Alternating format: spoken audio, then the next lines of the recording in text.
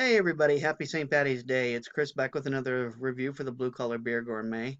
I gotta admit, this St. Paddy's, I was woefully unprepared. The thing is that my stepdad's birthday is on St. Paddy's, so it just, a lot of times, it kind of messes up the flow of St. Paddy's, and today in particular, I had to work. So, went past Total, was looking for a good Irish beer. Couldn't find much of anything. Sure as hell wasn't going to drink anything more from Guinness after that 200th anniversary export stouts. Turned out to be such crap. So I'm looking around, and my man Steve at Total, who always takes care of me, says, "Why don't you go grab that Irish Blessing?" He said it was a good beer. And the truth of the matter is, I have had this before. I had it as a taster at the Creek, Tenaya Creek, those of you who are not local. Tenaya Creek Brewery, right under the Spaghetti Bowl, right here in Las Vegas. So anyway, I have had this beer before, but I've not had it in a can. And the Irish Blessing Oak Aged Coffee Stout from Boulder, Colorado is aged on Tullamoredewirishwhiskey Irish whiskey soaked oak chips.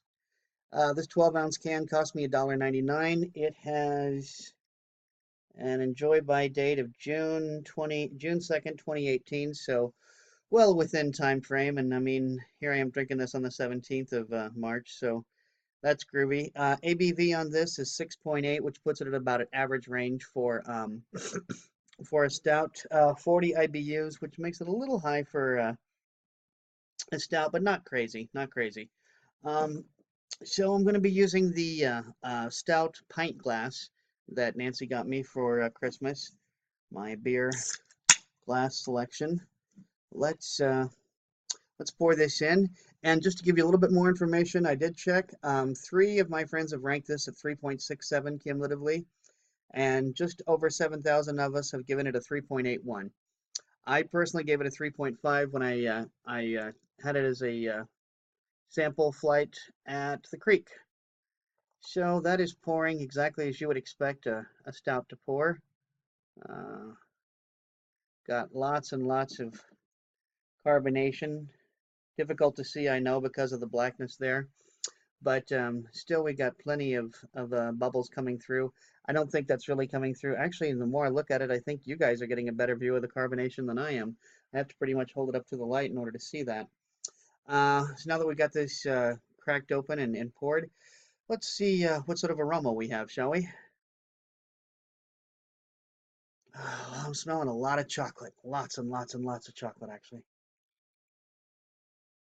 A little bit of coffee behind that, but for the most part, just lots of chocolate. It's almost like a cocoa sort of smell. Baking chocolate, milk chocolate, you name it. I'm getting chocolate notes on this, and honestly, not much else. That's not saying that there's anything wrong with that, but I'm just saying that I'm not finding any other notes on the bouquet other than just pure chocolate.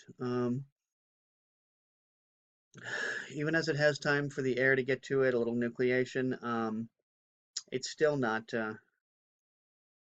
It's still not producing anything more than chocolate to me, and a little bit of oat behind the chocolate, like chocolate malt, actually, is what I smell above and beyond the chocolate. So, I think I've done enough blah blah blah. It's St. Paddy's Day. Let's get to drinking. Slainte.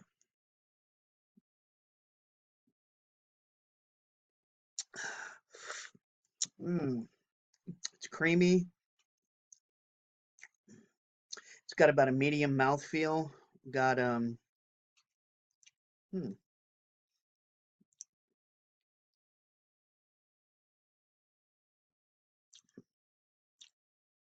letting that roll around on my tongue for a bit. I'm getting chocolate. I described this as being very complex when I had it out of the draft. I don't think the can is quite as complex. Don't get me wrong, I'm enjoying this beer. This is proving to be a very good chocolate stout, I would say, more than a coffee stout, or and that's actually what it listed as. I'm not getting so much coffee. Maybe a little mocha, coffee coming through on the chocolate. But I would describe this more as a chocolate stout than I would anything else. As I said, medium mouthfeel, a little bit of spikiness, no real alcohol burn. There's a creaminess to it, and chocolate, and a little bit, like I said, mocha. So yeah, I guess, and there is some chocolate coming through. I'm not getting a lot of the Tullamore chips, although okay, that's where it comes through is on the aftertaste. The aftertaste, the kind of those that last bit of saliva that holds onto those on your taste buds and then drags it down the drain. Now I'm finally getting that those whiskey soaked oak chips, and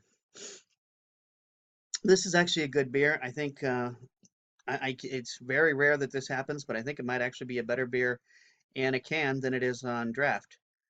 So, um, anyway, there's that. I gave it a 3.5 before. I think I'm going to give it a 3.75 this time. I think it deserves that considering it came in a can. Um, but it's a good beer, and here is the can one more time from Boulder Brewing in Boulder, Colorado. It's the Irish Blessing Oak Aged Coffee Stout. Let me get the glare out of that and get past the glare.